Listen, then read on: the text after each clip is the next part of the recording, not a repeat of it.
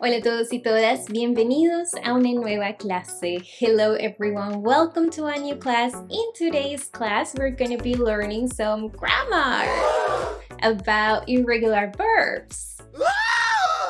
But don't panic, because towards the end of this video, I'm going to share with you a couple of tips so that you can master the present tense of the irregular verbs in Spanish. In a previous video, we saw the top 10 irregular verbs in Spanish, so if you haven't watched that video, make sure you do, because we will be needing it today. If you already know what all of those verbs mean, then empecemos. Let's start. To begin with, we will take a look at what irregular verbs are. Then we're going to learn how to conjugate them. And last but not least, you're going to be able to put your brand new knowledge to test in the practice section, as with all of our grammar videos. Okay, so what are irregular verbs? Remember that verbs consist of two parts, a word root or stem and a suffix. Well, unlike regular verbs where the word root or stem is always the same, irregular verbs have changing ones. In this example, we have our first irregular verb, decir, to say. If we were to conjugate it with the first person, yo, then we would say yo digo. Pretty different, huh? But don't worry, because we will learn now how to conjugate it. Yo digo. Tú dices. Él, ella, usted dice. Nosotros, nosotras decimos.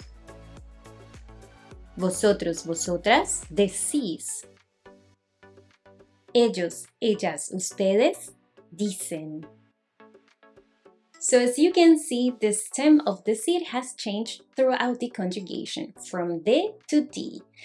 So how can we learn it then? Well, in Spanish, there is something that I like to call the regular irregulars and the true irregulars. Regular irregulars are irregular verbs that have consistent changes. Decir has a vowel change from E to I.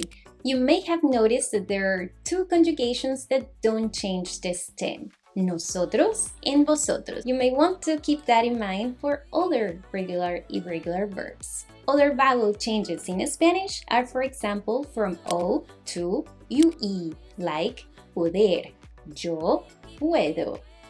Or from E to IE, like sentir, yo siento. And last but not least, we have the vowel change from U to UE, like jugar, yo juego. So one good way to remember irregular verbs is to categorize them depending on their irregularity. Another type of regular irregulars are verbs where only the first person changes but the stem remains the same later. For example, hacer, to do or to make. Yo hago. Tú haces. Él, ella, usted hace. Nosotros, nosotras hacemos. Vosotros, vosotras hacéis. Ellos, ellas, ustedes hacen.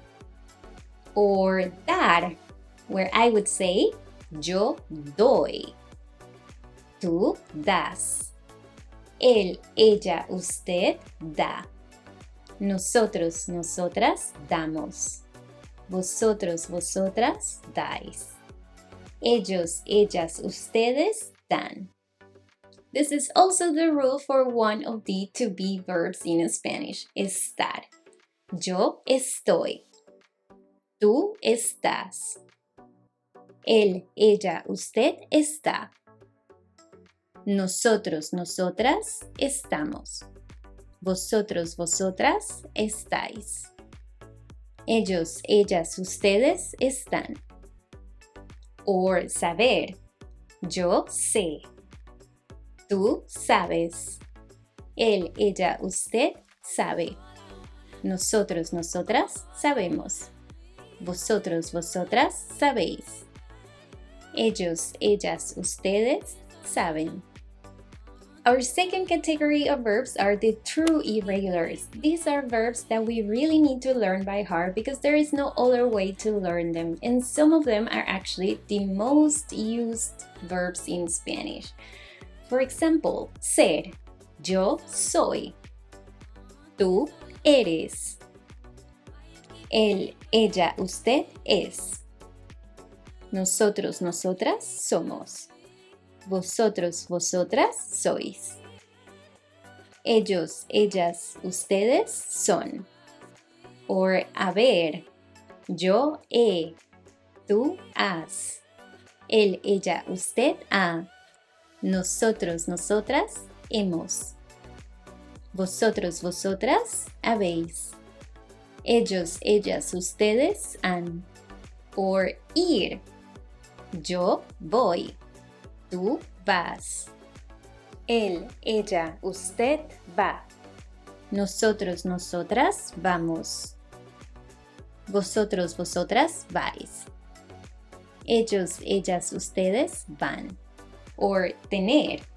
yo tengo, tú tienes, él, ella, usted tiene, nosotros, nosotras tenemos, vosotros, vosotras tenéis, ellos, ellas, ustedes tienen. Alright, and there we have it. This is the present tense of the top 10 irregular verbs. So now let's practice. In this first exercise, I'm going to give you an irregular verb and a personal pronoun. You need to find the right stem.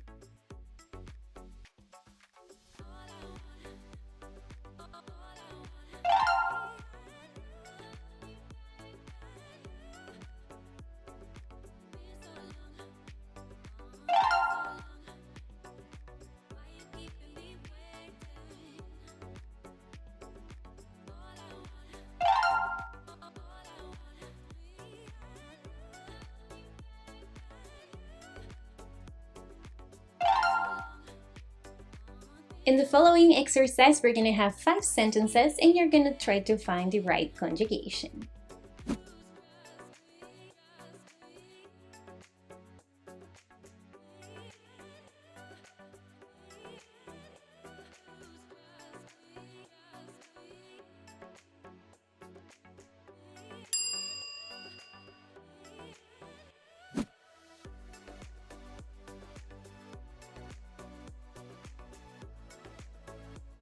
If you made it this far into the video, I am really impressed by your commitment. I'm pretty sure it will take you really far. Irregular verbs can be really scary, so what do we do? Well, first, as I mentioned before, you can categorize them depending on their irregularities. But what do we do with the true irregulars? Well, we're gonna make some flashcards and you're gonna read them every time you can. In the metro, or every time you have the chance to learn them. For this, I would suggest apps like, for example, Quizlet, because it's very simple to use and it's very easy to create your own flashcards. We're gonna visit lingolia.com. This is a great website because it gives you a very detailed view of all the tenses in Spanish, and it always has a dedicated part for all the irregular verbs. Number 3, you can repeat this video non-stop until you actually learn all of the stems from the irregular verbs. If you like this video, then don't forget to subscribe now. And I'll see you next time.